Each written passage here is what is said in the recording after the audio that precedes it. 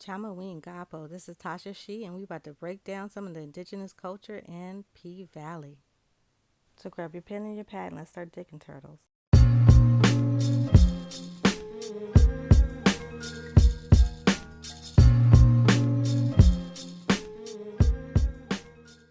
Okay. And what exactly is red drink, right? You see the picture of Kool Aid and fried chicken.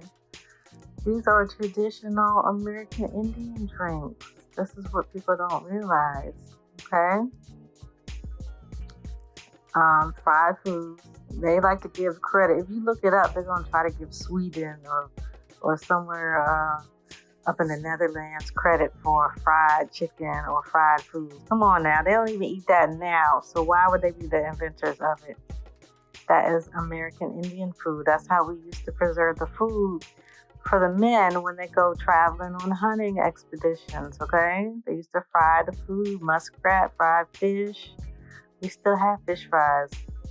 And the drink, the red drink, we use sassafras and all types of things.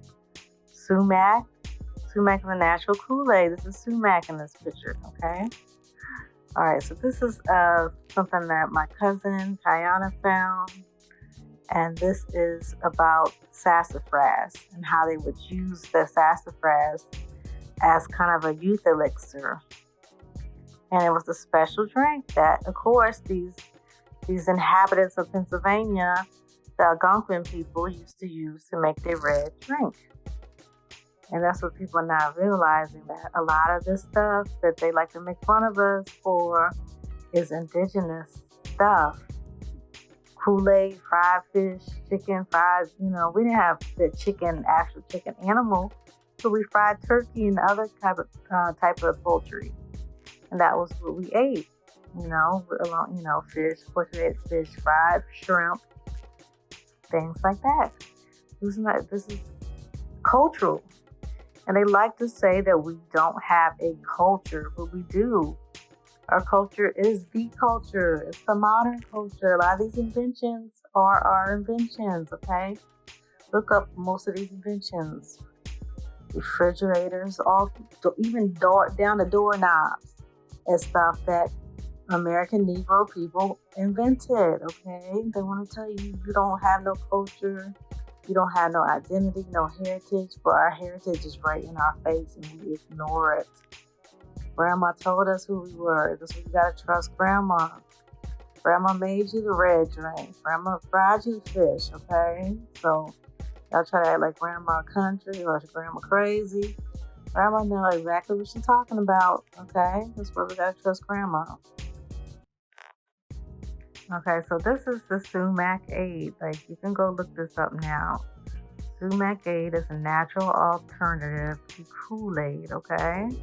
This is what we used to drink, and if you look it up, you'll see that it is going to come up as an American Indian traditional drink, or, of course it's going to say Native American now because they like to play with the words, but it's an American Indian drink, okay?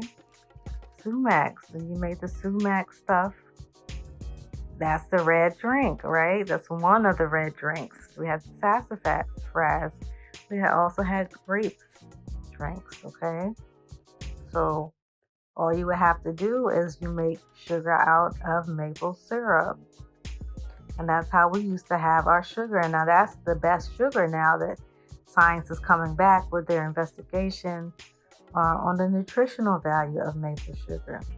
And that's what our people used to eat. And that's why we got a lot of diabetes, high diabetes rates, because we're not using that natural brown maple sugar. Maple sugar doesn't spike your insulin like white sugar. It doesn't, add a lot of fat on to you when you drink it. It's very healthy for you. It actually balances out your system, okay?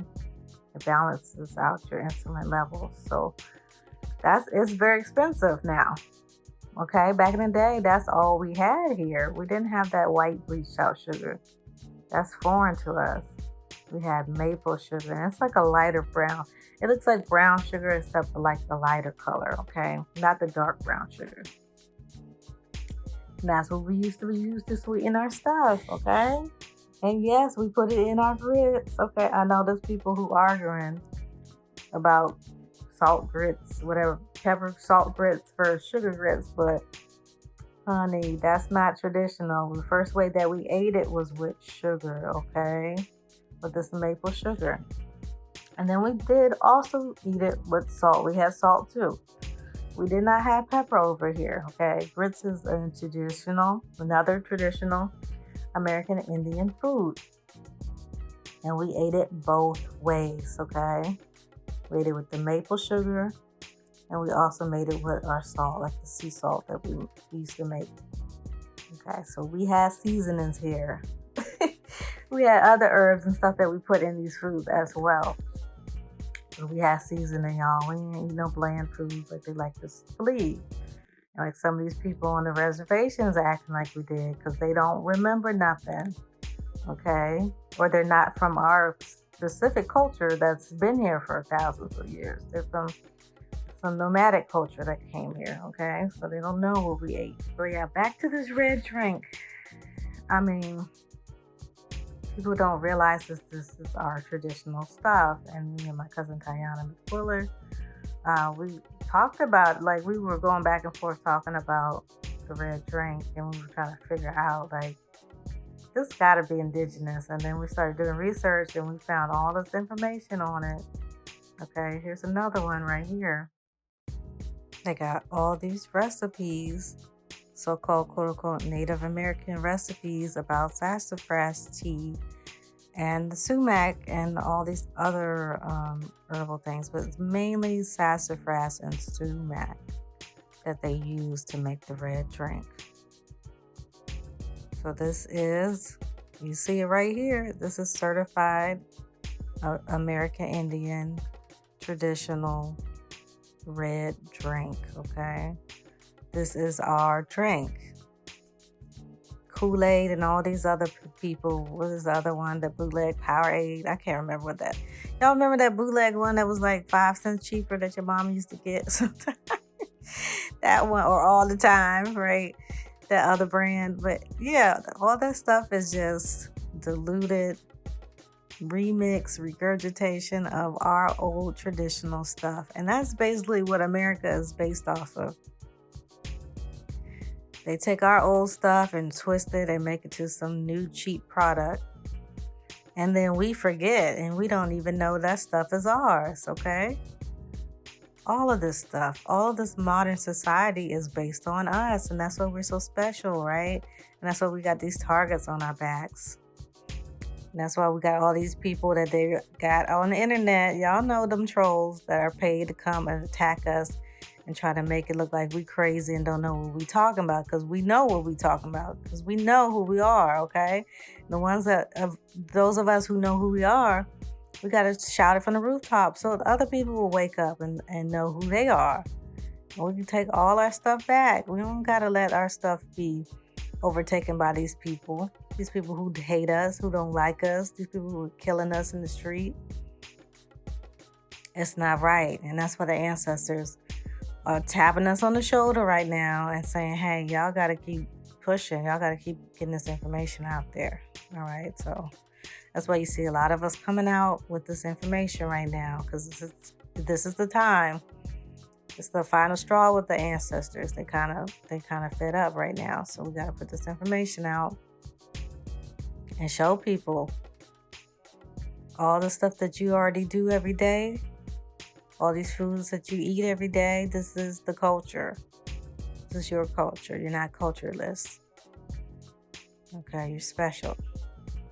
We are special people here that we don't even, it's kind of sad that a lot of us don't realize our greatness. And if we come together and we, come together with our heritage and put an effort to create a new community, then a lot of things can be accomplished. And that's one of the, culture is a big part of it. Some of y'all's like, okay, we already know the history and this and that. Yeah, like it's boring, but it's not, because these things give you clues to how to proceed in the future, how to make your life better in the future and how to benefit off of your heritage, the things that was taught in the past. And these things were taught in the past traditionally for a reason, for survival reasons, for progressive reasons for the community at the time and for now. So that's why people's grandfathers or uncles used to pass down certain information to the boys. The mothers, the aunts, and the grandmas used to pass down certain information to the women. And this, making this red drink was one of those traditions that was passed down. And they had healing properties in these herbs. It's not like Kool Aid. Like I said, they like to make a bootleg, watered down version. And it's not as potent as the original, because the original had healing properties. Okay, the Sumac tea and the sassafras tea was thought to be like a fountain of youth drink. It made people look younger. That's why a lot of us, we 40 and we don't look that age, right? We're 50 and we look 30, right? Because these things are embedded into our genetic structure. Everything that your ancestors did in the past is passed down in your genetic code to you. You have these certain things. Like some of us don't understand why we look so young, because our ancestors were drinking these red drinks and things like that and taking certain herbs. So once we rediscovered this culture, we can take that and pass it down and have our descendants benefit even more, because we know what we're doing now. Okay, so you see here it says the Chippewa Indians of North America made a concoction of sumac flowers to treat gas, digestion, and other digestive upsets. It also talks about stomach aches, injuries, so you put it on your wounds, respiratory ailments that we could use when the stuff that's going on right now, reproductive, or help with reproductive organs. Also, it helps with bladder and things like that, and they used it in North America and Canada, the Indian tribes. Okay, this is our stuff, so don't let them think it's not our stuff. Don't let they done appropriated Kool Aid from our old drinks, and they don't tell us what our old drinks did because they were so powerful. They don't let us know what our old healing techniques were. We get lost in the sauce, and this is what happens. So among the Cherokee in specific, they made the sumac drink, the sumac red drink, which we call Indian lemonade today. And Kool Aid and Flavor Aid and all of them have various different flavors, right? And lemonade is one of the flavors. So the Cherokee would take the sumac and put it in some water, let it soak, and then they would add either honey or the maple sugar in it to sweeten it and take the edge off the tang of that herb. And this would help with stomach and ailments. It slows down the aging process. Many, many different benefits to this herb. Okay, and that's something that the elders used to pass down, this red drink recipe. And it's very well known, but people don't emphasize the Indianness. Even though it's called Indian lemonade, people don't really emphasize that. Okay, especially in our community. The Aboriginal people do not emphasize that. The same with the sassafras tea. Now, some of us on the East Coast, some of us on the Tidewater area in the South, or the northeastern woodland area, do know about the sassafras tea and do know the old folks. Like some of us are a little older than the millennials. Do remember seeing the old folks drinking the sassafras tea. And the sassafras like growing wild in the South, okay, or the Tidewater area. And that's what we used to drink. And it has so many benefits. And it has similar benefits as the sumac. Okay, all the anti-aging benefits, the stomach benefits, helping a whole lot of things internally. And it also helps clear skin and get rid of acne and things like that. So these herbs are very important, and it's something that we need to bring back and incorporate back into our routines, either our hygiene or beauty routines or our eating and health routines, okay? And I believe this sassafras also aids in weight loss as well. But you have to research these herbs, and especially like the sassafras, you can't use a lot of it. So you have to be careful how much you can use, or you might go overboard and cause injury. Okay, so that's why we used to have the elders who had years and years of experience tell us how to use it and how to make it. Okay, so you got to go by tradition. And tradition is there for a reason, to protect you, because you're passing down information generation to generation. And whoever had the information first, you just continue to build on it. And if you discover something new, you add on to that and then pass it to the next generation. So that's another thing that we have to bring back. We do still have it in our soul food cooking and our cooking. We do have that, but some of that's being lost right now, and it needs to be preserved. So I just really wanted to stress our culture connection and the things that we think is hood and ghetto and ratchet and stuff like that, like Kool Aid. We know the Caucasian people be like, we don't drink Kool Aid when we're adults. Have y'all heard that? I'm from the suburbs, so they tell us that, grown-ups don't drink Kool Aid, that's for children. But we know our adults drink Kool Aid, and we see from here the red drink and different drinks. I didn't even get into the muscadine and the grape drink, which we are known to love, like grape soda, and they use that in movies to make fun of us, but we do like that, and it comes from these traditions as well.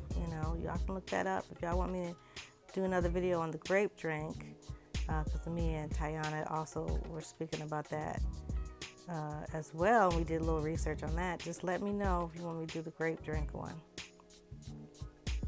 because there's a lot more information out there, and people don't realize that we had native grapes here. The Algonquin people cultivated grapes. We cultivated watermelon. Most of the berries that we eat today comes from these areas, the Tidewater, eastern woodland areas that the Algonquin people cultivated. Okay, they like to make fun of us about eating watermelons and use it as a racist joke. But that's what the Algonquin people ate. And we know that a lot of the first slaves here were the Algonquin people in the British North America area. So that's a whole nother story with that. So y'all know I like to link the cultural stuff, so y'all know. Some of y'all get too bored with the history, so I got to bring in the cultural stuff so y'all can wake up and realize that this is your stuff. I know some of y'all sit back and like, where does this stuff come from? Well, y'all see it now.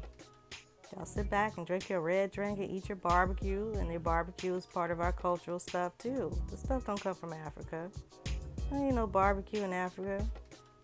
Barbecue and mesquite and all that stuff come from here.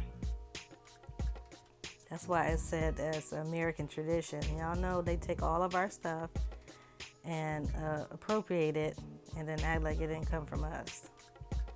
But it came from the American Indians.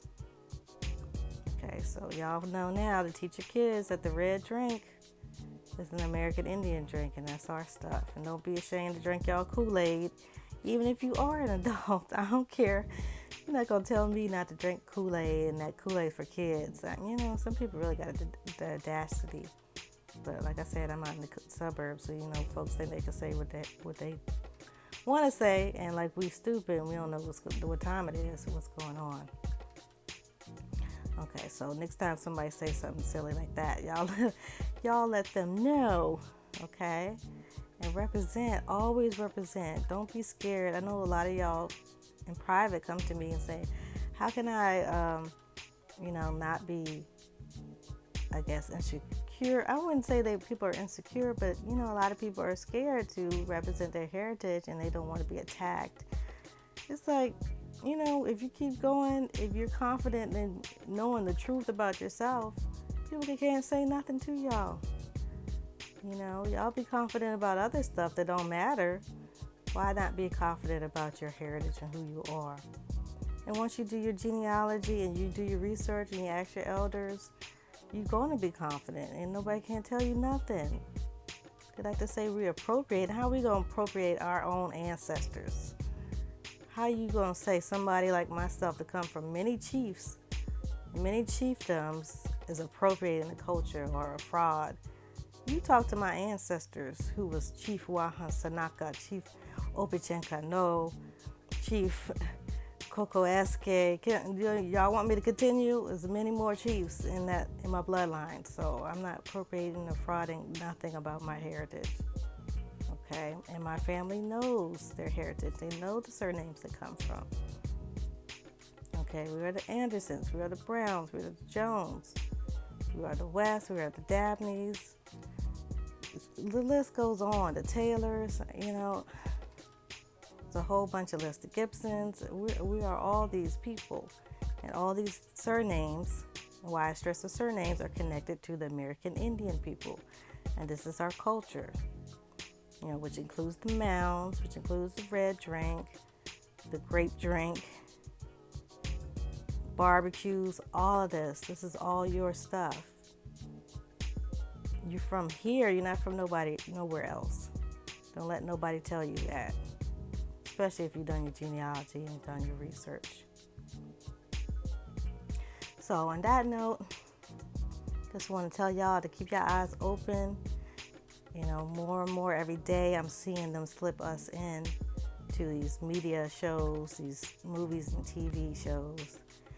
And they're slipping little jewels in there telling us about us being already here, okay, being the American Indian. So I'm going to continue to highlight the culture, highlight the history, highlight these shows that we're in, and keep spreading the knowledge about genealogy and our surnames. So please like, share, and subscribe, and make sure to click the bell button. So in the Powhatan language, to say goodbye, we say ana. So ana.